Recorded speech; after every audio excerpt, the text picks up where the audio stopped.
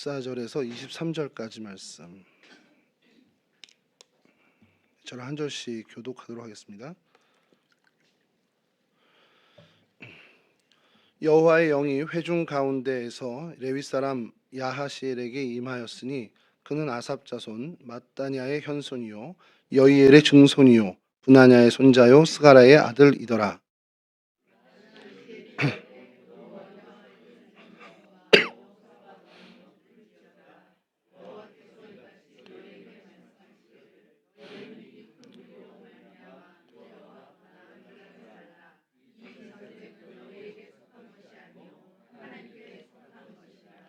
내일 너희는 그들에게로 내려가라. 그들이 시스고게로 올라올 때에 너희가 골짜기 어귀 여루엘 들 앞에서 그들을 만나려니와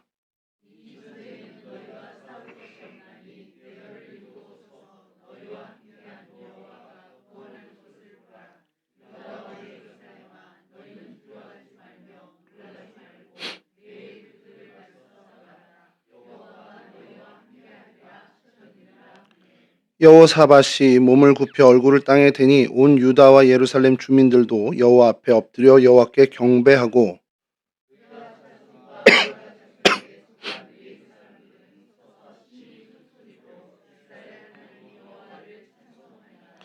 이에 백성들이 아침에 일찍 일어나서 드고와 들로 나가니라. 나갈 때에 여호사밧이 서서 이르되 유다와 예루살렘 주민들아 내 말을 들을지어다. 너희는 너희 하나님 여호와를 신뢰하라. 그리하면 견고히 서리라. 그의 선지자들을 신뢰하라. 그리하면 형통하리라 하고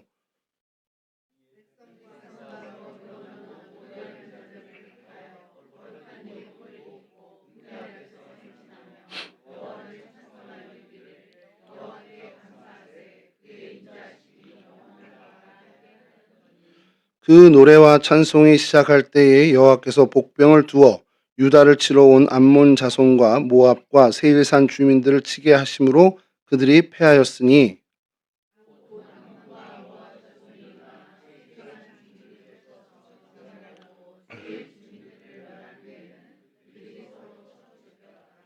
아멘. 예, 오늘 저희가 살펴볼 성경 속의 장소는 드고아입니다. 드고아라는 곳에서 또 벌어진 사건이죠. 여호사밧과 암몬 연합군 간의 전투를 오늘 저희들이 본문으로 읽었습니다. 드고아는 히브리어로 테고아라고 이제 발음을 하는 단어인데요. 천막을 치다라는 뜻을 가지고 있는 그런 곳입니다. 그 어원이 타카라는 그 단어에서 출발을 했고요. 이 타카는 손뼉을 치다, 손을 마주치다, 그리고 또 뭐 옷을 고정하다 이런 의미를 갖고 있습니다. 예루살렘에서 남쪽으로 한 16km 정도 떨어져 있습니다. 그 가는 중간에 한 8km 정도 거의 중간쯤에 베들레헴이 있고요. 그리고 거기서 그만큼 떨어진 곳에 이 드고아가 있는데 오늘날에는 키르벳 타쿠아라는 이름을 갖고 있는 도시입니다. 지도를 좀 보시죠. 예. 거리를 구글 지도로 좀 했는데요. 요거 전에 지도가 있지 않나요? 혹시 좀 넓게 나온 지도가 하나 있는데. 예, 여하튼 요 예루살렘 남쪽으로 이제 뭐 대충 지도를 보시면 여러분들이 위치를 좀 아실 텐데 사해 옆쪽으로 그러니까 지금 유다 땅으로 치면 남부 쪽에 있다라고 보시면 되고요. 그 밑으로는 이제 모압하고 암몬 그리고 에돔이 이렇게 자리 잡는 그 지형에 있습니다. 그래서 오늘날 이 키르 예, 다음 지도 사진 없나요 혹시? 예, 예, 뭐 없는 것 같습니다. 예, 오늘날 이 키르벳 타쿠아라는 곳은 이제 이스라엘 사람들, 유대인이 거주하는 촌은 아니고요. 아랍 사람들이 거주하는 이제 서한 지구의 아랍 사람들이 거하는 지역입니다. 모슬림 사람들이고요. 그래서 그곳에 인구가 지난 1967년 자료하고 2007년 자료 두 가지만 있는데 1967년에는 한 1,300명 정도가 거주하던 마을이었고 지금은 8,800명이 2007년도 기준으로 거주하고 있는 마을입니다. 이곳이 유다 산지가 끝나는 즈음에 있고요. 그리고 그 밑으로 유다 광야가 펼쳐지는 어떻게 보면 그 지점에, 그러니까 산지는 끝나고 광야가 펼쳐지는 그쯤에 있는 도시로 이제 보시면 되는데요. 그래서 사진을 좀 보시겠습니다. 뭐 특별한 유적은 없고요. 이곳에는 지형만 좀 저희가 좀 보면 될 것 같은데. 이게 드고아 지역에 그 중간중간에 있는 우물입니다. 그래서 요런 우물들을 많이 이제 준비해 놓고 목축하는 사람들이 거기서 물을 좀 사용할 수 있게 요런 것들을 좀 해 놓고, 다음에 이제 덤불가시 나무들이지만, 다음 사진 보시죠. 이 지역에 이런 대충 보시면 요런 분위기의 어떤 그 동네인데, 이게 이제 그 평지 부분이 이렇게 되고요. 그다음에 이 오늘 여호사밧이 전투를 했던, 그러니까 엔게디 광야에서부터 올라오는 그 길목의 사진은 좀 다른데, 다음 사진을 보여주시면 이게 드고아를 멀리서 찍은 사진입니다. 그래서 산지도 있고 계곡도 있고 또 목초지도 있고 또 농업을 할 수 있는 그런 지형도 있고요. 요걸 좀 더 멀리서 보게 되면 계곡이 이제 등장하는데요. 밑에 그 수풀이 있는 저기가 절벽 계곡입니다. 그리고 이 엔게디 광야에서 유다 평야 쪽으로 올라오는 이곳은 이 길을, 이 계곡 밑에가 이제 길인데 그곳을 통과해야만 올 수 있는 길이죠. 그러니까 역사학자들이나 성경 고고학자들은 이 계곡 및 길목에서 이 전투, 여호사밧의 전투가 있었을 것이라고 추정을 하고 있습니다. 다음 사진을 보여주시면, 이게 사진이라 좀 그렇게 크게 입체감이 없는데 그 영상을 좀 찾아보면 굉장히 가파른 그 계곡입니다. 그리고 물이 흐르는 계곡이 아니라 저 밑에가 길입니다. 그래서 길, 그러니까 이제 차도 다니고 이렇게 하는 그 길에 돼 있고요. 오늘날에는 이제 그 산 위쪽으로 이 길을 도로를 내서 자동차가 다니는데 굉장히 깊은 계곡에 위치해 있다라는 것. 그래서 여기서 뭐 기념사진을 찍은 사람이 이제 여기 블로그에 하나 올라와서 요 다음 사진도 보여주시면, 예, 요렇게 돼 있는데 굉장히 험한 지형으로 좀 보시면 됩니다. 그리고 여기 특징이 있는 것이 드고아 계곡에, 이 계곡에 동굴들이 이제 자연 동굴들이 많이 있는데 그 자연 동굴들을 또 그 안에서 인위적으로 파 들어간, 그래서 8km에서 10km까지도 되는 동굴들이 좀 이렇게 즐비하게 있습니다. 그래서 뭐 김우현 그 작가라고 이제 기독교 작가 중에 옛날에 팔복을 쓰신 분이, 그분이 이제 유튜브에 올린 채널에서 좀 보게 영상을 따라서 들어가는 그 굴이 있는데 이렇게 굴들이 여러 개가 있어요. 그래서 성서 고고학자들은 이 굴에서 많은 이제 광야 선지자들이 이곳에 와서 그곳에서 이제 하나님을 만나는 어떤 그런 처소로 썼던 것으로, 그러니까 엔게디 광야의 굴하고 거의 흡사한 그런 모습을 갖고 있는 그런 굴입니다. 그래서 다음 사진 보여주시면 굴 입구에 이렇게 난간이 다 설치돼서 들어가서 볼 수 있게끔 이렇게 설치가 되어 있고요. 그래서 요 계곡에서, 이 계곡이 끝나는 쯤에 보면 이제 유다 광야로 이어지는데 이렇게 광야 땅이 아무것도 없는 그런 땅이 이제 펼쳐지게 됩니다. 예, 요 정도가 이 드고아 요 지역의 모습이고요. 이 드고아가 성경에서 언급이 되는데 그렇게 많이 언급은 안 되고요. 일단 제일 저희가 먼저 드고아 그러면 제일 먼저 떠오르는 거는 성경에서는 가장 뒤쪽에 있긴 한데 아모스가 이곳의 출신이죠. 드고아의 목자 아모스를 우리가 기억을 합니다. 그래서 제일 아마 그것으로 우리가 제일 많이 인식을 하고 있는데, 사무엘하 14장 1절에서 2절에 이 드고아가 한번 언급이 됩니다. 사무엘하 14장 1절에서 2절입니다. 수리아의 아들 요압이 왕의 마음이 압살롬에게로 향하는 줄 알고 드고아 사람을 보내 거기서 지혜로운 여인 하나를 데려다가 그에게 이르되, 청하건대 너는 상주가 된 것처럼 상복을 입고 기름을 바르지 말고 죽은 사람을 위하여 오래 슬퍼하는 여인같이 하고. 예, 이렇게 해서 드고아의 여인이 이제 등장합니다. 굉장히 많은 분들이 이 드고아 여인에 대해서는 설교하시는 것들을 좀 그 자료들을 많이 보게 됩니다. 드고아의 여인 요 사건을 좀 먼저 살짝 설명을 해드리면, 사실 오늘 이 드고아를 살펴보려고 할 때 요 본문을 가지고 좀 말씀을 나눌까 좀 생각을 했었어요. 근데 요 본문과 여호사밧의 전쟁과 사실 어떻게 보면 결이 좀 같은 부분이 있어서 그냥 오늘 여호사밧 전쟁으로, 왜냐면 그쪽에서 일어난 사건이 아무래도 중요하다 생각이 들어서 그렇게 정하긴 했는데, 다윗이 아들들이 있었잖아요. 그 다말이라는 딸도 있었고요. 근데 다윗의 가장 큰 장자는 암논이라는 친구가 있었습니다. 그 암논이 어떻게 보면 자기 배다른 동생이죠. 다말을 흠모하게 되고 그래서 범하게 되고 그리고 나서 그 상처를 주게 됩니다. 이것을 보고는 그 다말의 친오빠죠. 배가 같은 오빠인 압살롬이 이 암논을 죽이게 되죠. 암논을 죽이게 되는데 그러니까 형제 간에 비극이 벌어진 겁니다. 그리고 이것에 대해서 이제 뭐 어떻게 보면 잡히면 이제 죽는다는 생각을 했기 때문에 도망을 가게 됩니다. 그래서 도망을 가서 그곳에서 이제 3년 정도를 이제 피신해 있게 되죠. 근데 다윗은 이 일이 어떻게 보면 굉장히 비극적인 일임에도 불구하고 아들 하나가 죽었는데 또 압살롬마저도 죽게 되는 것이 사실은 더 이제 부담이 됐는지 그 압살롬을 굳이 찾아 가지고 그 구슬당에 숨었다는 걸 알면서도 수색해서 잡아오지는 않습니다. 그냥 이렇게 떠나간 걸로 이제 마무리하려고 했던 것 같죠.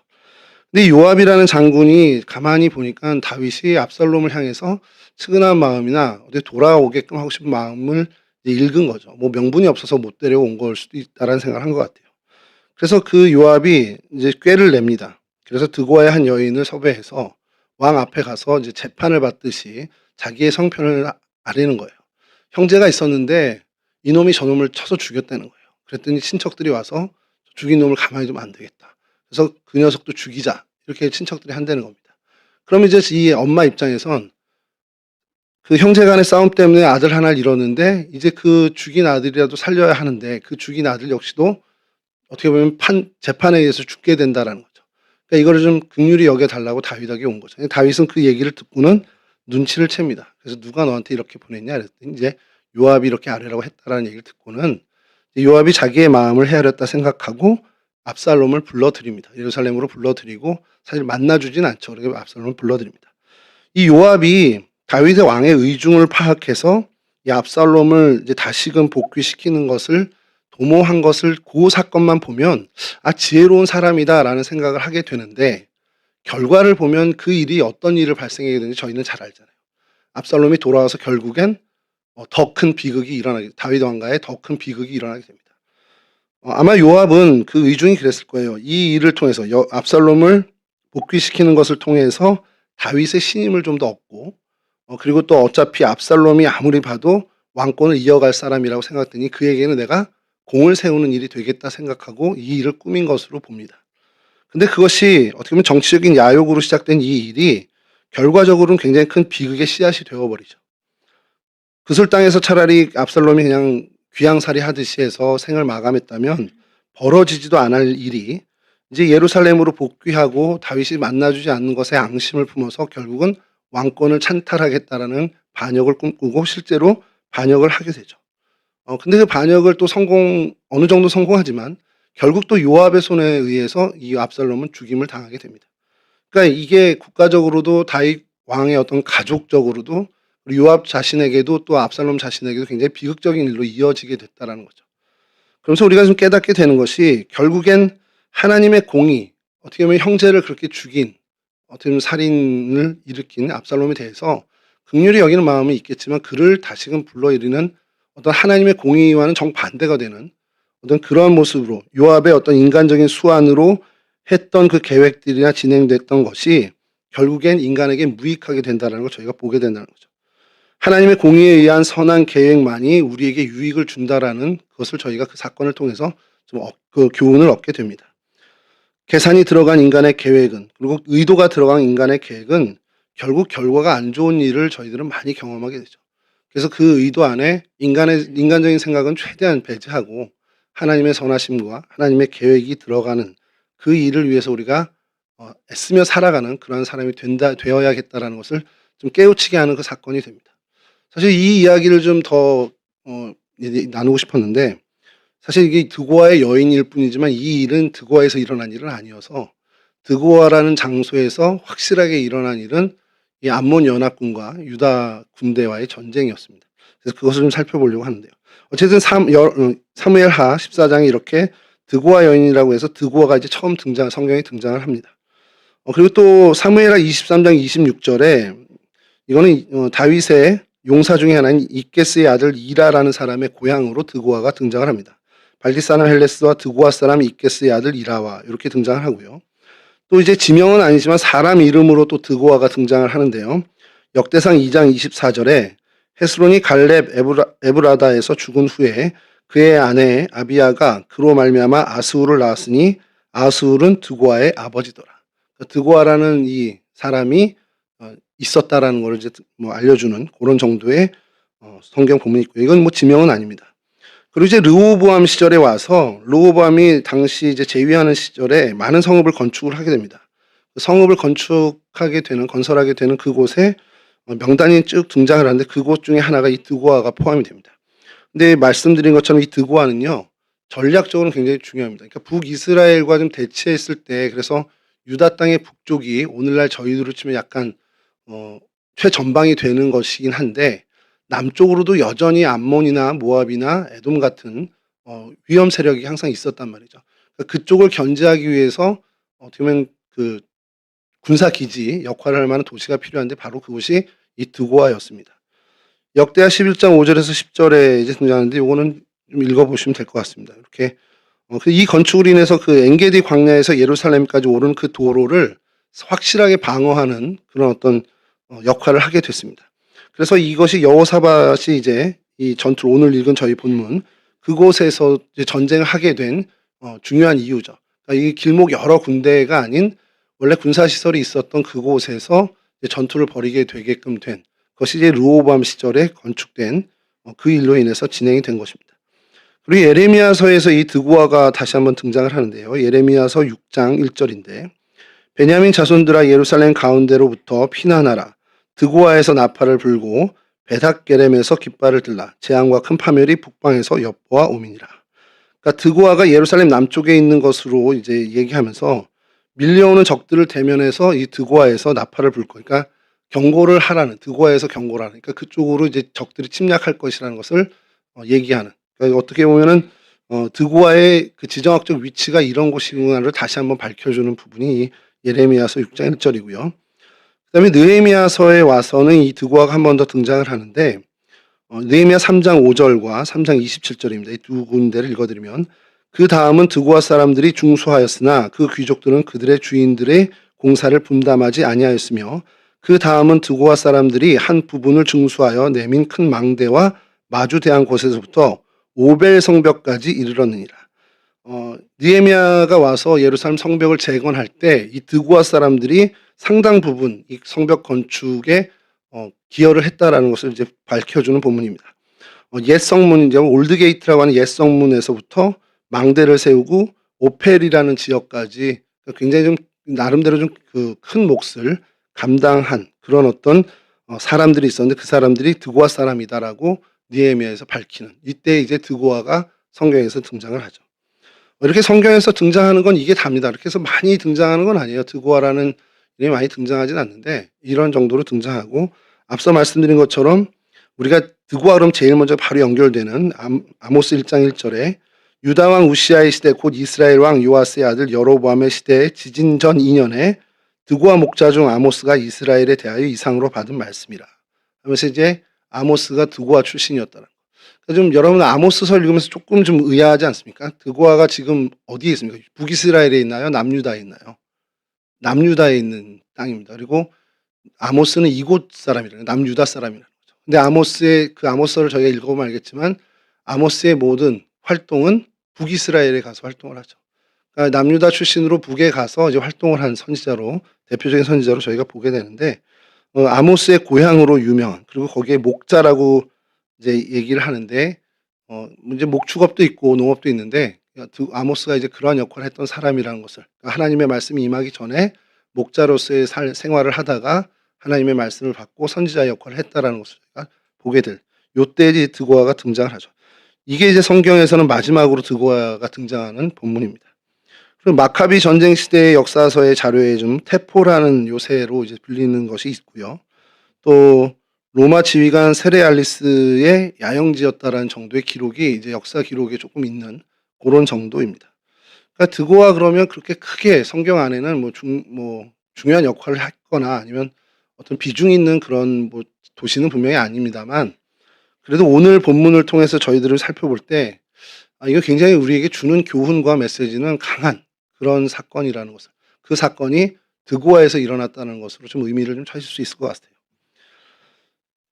여호사밧이 이제 전쟁을 치르게 되는데 여러분 그 일반적으로 좀 생각할 때 전쟁을 치를 때 제일 중요한 게 뭐겠습니까?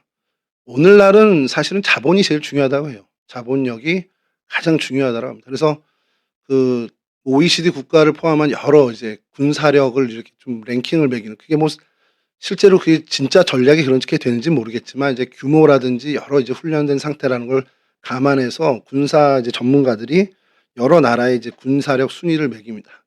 뭐 영락없이 1위는 미국이죠. 미국일 수밖에 없잖아요. 천조국이라고 제가 어릴 때 처음 들었는데 어릴 때 천조국, 천조국 그래서 그냥 되게 상징적인 건가 보다. '어떻게 천조가 돼?' 이런 생각을 했는데 천조국이더라고요. 진짜 천조가 되더라고요. 그런 나라 그러니까 어떻게 보면은 경제적인 어떤 그 수치가 그 군사력으로 직결되는 게 오늘날입니다. 근데 이 여호사밧 시절 그러니까 이 성경 시대 시절에는 쪼끔은 달라요. 그때 이제 뭐 재력도 물론 영향을 주겠지만 제일 중요한 것은 결국엔 발달된 무기 체계와 군사력, 그러니까 숫자입니다. 잘 훈련된 병사 이게 사실은 제일 어떻게 보면 결정짓는 전쟁의 성패를 결정짓는 요소죠. 자 이런 시절에 오늘 등장한 이 전쟁은 그 당시의 상식을 완전히 깨버리는 전쟁이 됩니다. 그 당시의 상식에 '야 전쟁은 이렇게, 이렇게 되고 이렇게 진행되고 이런 요소들이 영향을 줘.'라는 대부분의 갖고 있는 상식과는 전혀 다른 일이 벌어지는 것이 오늘 전쟁의 일입니다. 군사적인 활동이라고 해야 그러니까 군사력이라고 해야 되는 모든 요소들을 다 배제하고 그러니까 군사적인 활동이 하나도 없이 승리를 한 그런 사건이라고 보시면 돼요.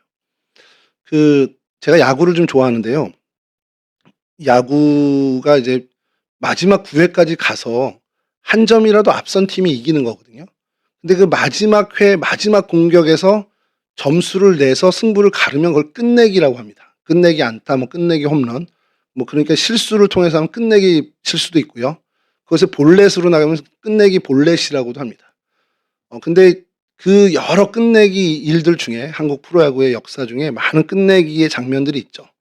그중에 가장 이제 탑으로 이제 많은 사람들이 여기는 끝내기 장면이 뭐냐면 공을 한 개도 안 던지고 끝내기가 되는 경우가 있습니다. 이게 좀 뭐 어려울 수 있는데 주자가 만루에 투수가 올라왔습니다. 이제 교체돼서 올라온 거예요. 이 위기를 막으라고 올라왔는데 그 투수가 피처 보크라고 해서 이중 동작을 하면은 주자가 한 베이스씩 진루를 해요. 근데 한 구도 안 던진 상태에서 그 피처 보크를 합니다. 그래서 3루 주자가 들어오면서 이제 경기가 끝난 거예요. 그래서 영구 끝내기라는 이제 그것이 회자가 되는데 그러니까 아무것도 안 했습니다. 그 타자도 그 팀도 이기 승리하는 팀이 아무것도 안 하고 그냥 타석에 서 있기만 했는데 그냥 끝났어요. 전쟁이 끝난 것처럼 끝났습니다. 오늘 사건이 마치 그와 같다라는 겁니다. 유다군 그러니까 남유다의 군대는 정말 아무것도 안 했어요. 한 가지 뭐 했냐고 억지로 우리가 따진다면 하나님 앞에서 하나님을 찬양한 것밖에 없습니다. 그게 오늘 사건의 굉장히 드러난 어떻게 보면 팩트라고 해야 되나요? 드러난 모습이라는 것이죠. 모압이 연합군을 구성해서 이 남유다를 쳐들어옵니다. 근데 이 상황이 어떤 때였냐면 여호사밧이 북왕국왕의 아합 왕과 연합을 해서 그 시리아죠. 아람을 치기 위해서 연합군을 만들어서 공격을 했는데 우리가 잘 알듯이 아합 왕이 죽는 전사하고 대패를 하고 돌아오게 됩니다. 그때 110만의 군사를 데리고 갔어요. 여호사밧이. 그 연합군이 이제 116만이죠. 정확히 116만이 시리아 아람을 치러 갔는데 보기 좋게 패하고 돌아왔습니다. 전쟁을 이겨도 뭐 사실은 전력이 손실되겠지만 지게 되면 전력 손실은 어마어마하게 타격을 오거든요.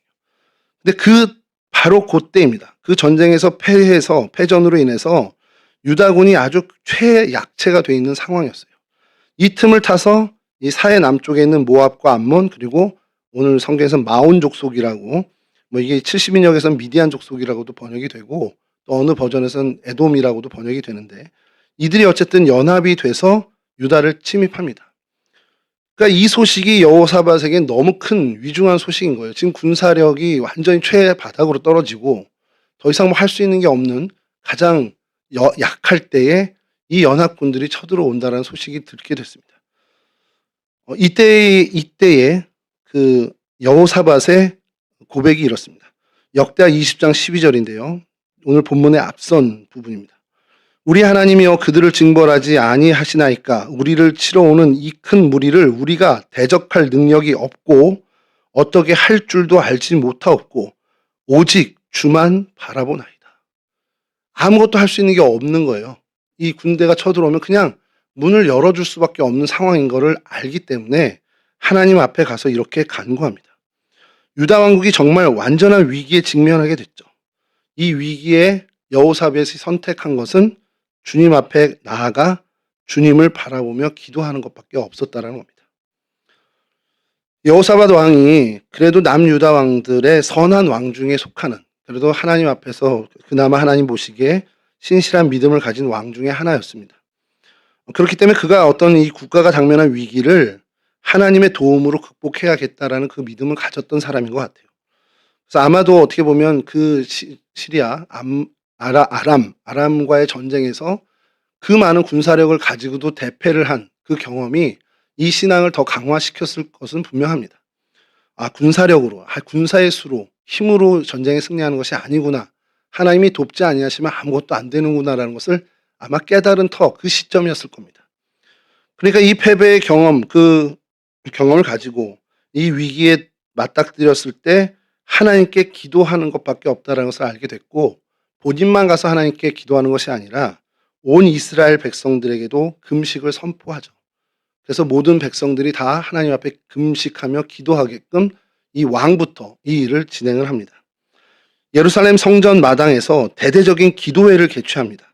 오늘날로 치면 구국기도회 같은 그런 기도회가, 대규모 집회가 이제 일어난 거죠. 그리고 그곳에서 하나님께 대해 기도를 하는데요. 그게 역대하 20장 5절에서 11절에 쭉 나오는 내용이 이래요. 만국을 통치하신 하나님의 주권을 찬양합니다. 찬양을 하고, 그러면서 하나님, 우리 조상 아브라함과 하신 약속 기억하십니까? 이렇게 묻는 거예요.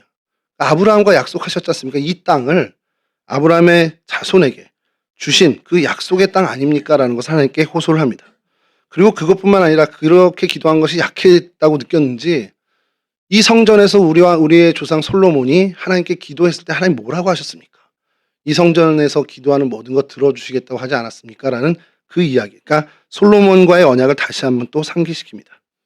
그리고 암몬이나 이런 자들이 우리를 해하지 않도록 하나님 보호해 주신다고 약속하지 않았습니까? 라는 하나님과의 약속을 계속해서 언급하면서 하나님께 호소를 합니다. 구원을 호소하는 것이죠. 그러니까 한마디로 전쟁의 승리가 하나님께 있다. 이 전쟁은 하나님께 달려있다는 것을 이제 호소하는 거죠. 우리가 뭐 해서 해볼 게 없으니 하나님이 좀 책임져 주십시오라는 기도를 하게 된 겁니다. 그리고 이 기도를 하나님이 들으셨어요. 그리고 즉각적으로 응답을 하십니다. 그 응답이 오늘 저희가 읽었던 본문의 15절입니다. 야하시엘이 이르되 온 유다와 예루살렘 주민과 여호사밧 왕이여 들을지어다. 여호와께서 이같이 너희에게 말씀하시기를 너희는 이 큰 무리로 말미암아 두려워하거나 놀라지 말라. 이 전쟁은 너희에게 속한 것이 아니요 하나님께 속한 것이니라. 이 전쟁의 승리는 하나님께 있다. 그러니까 너희는 할 게 없다라는 것을 정말 그 즉각적으로 야하시엘을 통해서 선포를 해 주십니다. 자, 그러면서 이제 하나하나 이제 진행되는 것이 이 하나님의 응답을 받고 이제 승리를 확신한 거예요. 여호사밧이. 담대해졌습니다. 그리고 하나님께 대해서 이제 어떻게 보면 하나님께 이제 찬양을 해야겠다는 마음을 얻게 된 거예요. 그래서 군사를 물집하거나 어떤 그 정오를 대열하는 것이 아니라 노래하는 사람들을 뽑아내서 찬양대를 조직합니다. 그리고 결전의 장이 될 오늘 우리의 장소 드고아 평지로 나아가죠. 그리고 군대가 어쨌든 없진 않으니까 그 군대 앞에서 이 노래 부르는 자들, 찬양대가 먼저 찬송을 부르게 하십니다. 이게 여호사밧의 믿음이에요. 저는 이거 보면서 아무리 그래도 이런 응답 받았다고 저렇게까지 할 수 있을까? 그러니 여호사밧의 이 당시에 이때의 여호사밧의 믿음은 정말 대단한 믿음이라고 우리가 평가할 수밖에 없다는 겁니다. 우리를 대신해서 싸워주실 하나님에 대한 찬양입니다. 하나님을 절대적으로 신뢰한다라는 그 신뢰의 모습을 보여주는 겁니다. 하나님, 우리가 이만큼 하나님을 믿습니다. 라고 이 찬양대를 전면 그 군대 앞에 앞장서게 하는 거죠. 찬양대를 전투대를 앞세워 전쟁을 하는 방법.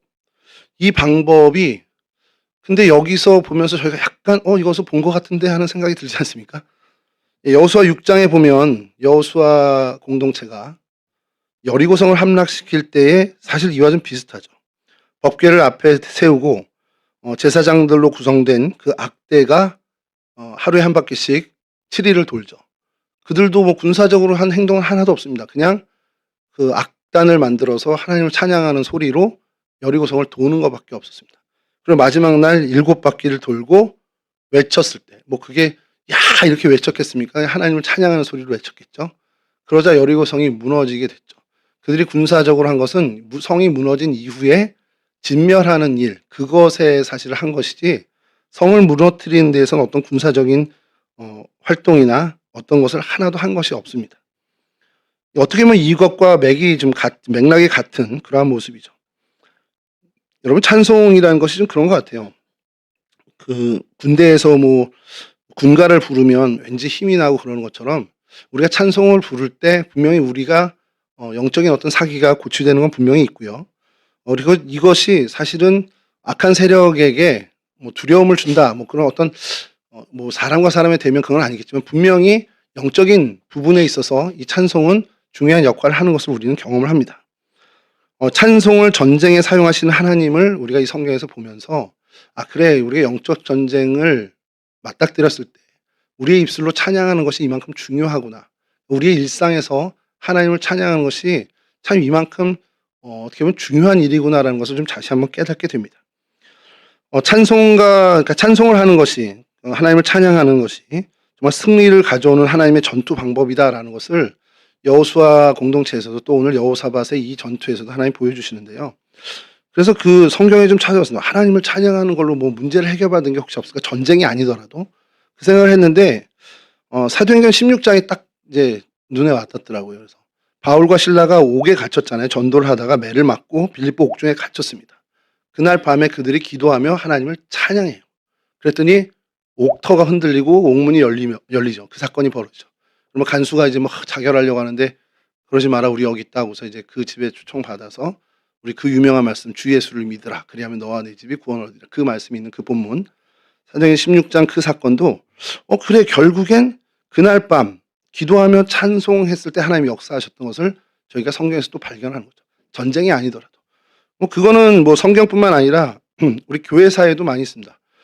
마틴 루터가 우리 내주는 강한 성이요 방패와 병기 되시는 그 찬송가를 지었잖아요. 그 찬송 585장 그 찬송을 지은 것이 그 카톨릭 구교와의 그 영적 전투에서 어떻게 보면 정말 더 힘을 내기 위해서 그리고 그 찬송을 의지해서 그 종교개혁의 마무리까지 잘 지었다라는 것은 저희가 잘 알고 있는 이야기입니다.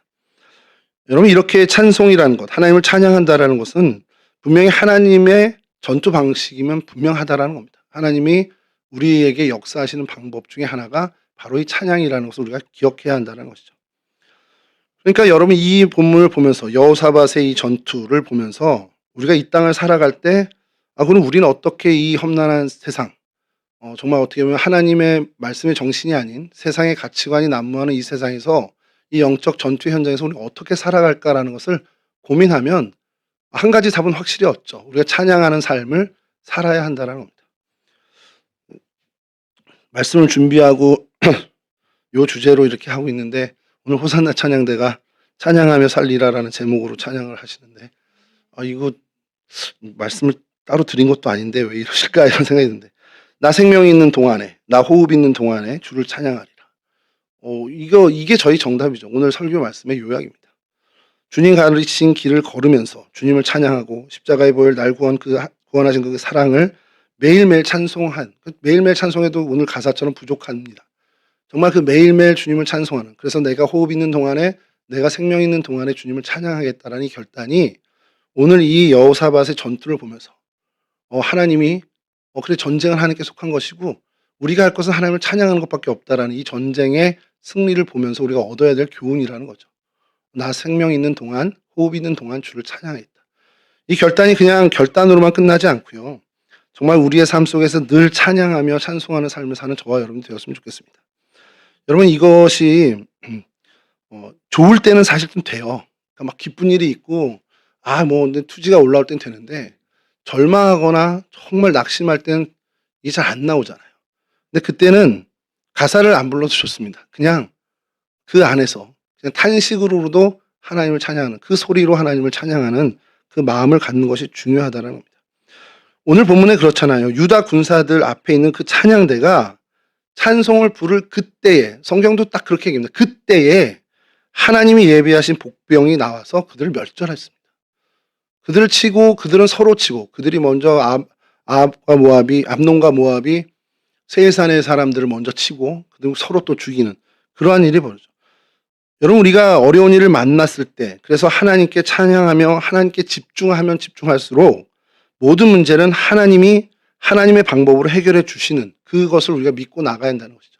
내가 이 문제에 대해서 뭔가를 해야 되겠다. 인간적인 수완을 발휘하고 이건 이랬었죠. 내 경험에 의한 어떤 바탕 것도 있겠지만 그것보다 먼저 해야 되는 것은 그 상황 속에서도 하나님이 해결해 주실 것을 믿고 이 문제는 하나님이 해결하실 거야라는 믿음으로 하나님을 먼저 드높이고 하나님을 찬양하는 일이 우리에게 먼저 선행되어야 한다는 겁니다. 요압이 압살롬을 데리고 오고 이렇게 해서 다윗의 신임을 얻고 나중에 압살롬이 왕권을 잡으면 나를 좀 인정해 주겠지. 이런 인간적인 계산이 들어가는 게 아니라 그걸 먼저 할 게 아니라 하나님의 방법이 무엇일까? 하나님이 뭘 원하시나? 지금 이 시점에, 이 어려운 이 시점에 하나님이 나에게 요구하시는 것이 뭘까? 그것은 하나님을 주목하고 하나님께 집중하고 하나님을 찬양하는 삶을 살라라는 것이라면 그것을 먼저 행하는 저희가 되어야 한다는 겁니다. 여러분, 찬송함으로 승리한다. 이거 굉장히 세상 사람들이 들으면 웃을 거예요. 야, 무슨 소리야. 나가서 싸워야지. 그 찬송만 하고 있으면 되냐? 근데 여러분, 우리는 알잖아요. 이게 가장 확실한 방법이라는 것을 우리는 알고 있는 그 믿음은 우리한테 있습니다. 그 믿음을 계속해서 우리가 되새고 강화하고, 근데 막상 우리가 어려운 일을 당하게 되면 우리도 잘 안 될 때가 있잖아요. 근데 처음에 했을 때는 안 됐어. 그럼 그 다음엔 다음엔 내가 꼭 하나님 찬양하는 것부터 해야지. 그렇게 계속 결단하고 한다면 언젠가는 분명히 우리가 위기 속에서 어려운 일을 만났을 때 하나님이 원하는 방법대로 인간적인 방법과 계산을 먼저 배제하고 하나님의 방법을 먼저 선택하는 믿음의 사람이 된다라는 사실입니다. 그러한 사람으로 나아가는데 우리가 최선을 다하는 그런 모습을 가졌으면 좋겠습니다. 찬송으로 승리하는 전쟁, 우리 일상에서 한번 경험해 보시기를 주의 이름으로 축원합니다. 영적 전쟁으로 정말 우리가 영적 전쟁터에서 계속 싸워서 승리해야 하는 성도의 삶을 우리가 살기 위해서 더욱더 하나님을 찬양하는, 더욱더 하나님께 집중하는 진짜 찬송이 우리의 하늘의 무기임을 깨닫고 더욱더 찬양하는 삶에 열중할 수 있는 저와 여러분, 그러한 믿음과 신앙의 여정을 가져가는 저와 여러분들이 되었으면 좋겠습니다. 국가가 위기입니다. 오늘 요즘 볼 때마다 좀 뉴스를 볼 때마다 힘들죠. 제가 유튜브 알고리즘을 껐습니다. 그 검색 기록 삭제라는 게 있는데 왜 자꾸 끄냐면 자꾸 클릭하니까 계속 그게 떠요. 그러니까 계속 볼 때마다 마음이 그냥 무거워져서 그냥 아예 그냥 꺼버렸습니다. 그래서 제가 필요한 이제 정보들만 검색해서 이제 보게 되는데 여러분 이때 우리가 해야 될 게 뭘까라는 것을 한다면 우리는 명백합니다. 하나님께 더 기도하고 하나님을 더 드높이고 하나님의 방법이 임할 수 있도록 하나님의 공의와 질서가 세워지기 위해서 우리가 해야 될 건 기도라는 거죠. 그 기도하는 그 삶, 하나님을 찬양하며 하나님께 집중하는 삶을 늘 우리의 일상에서 살아가는 저와 여러분들 되시기를 주님의 이름으로 간절히 축원합니다.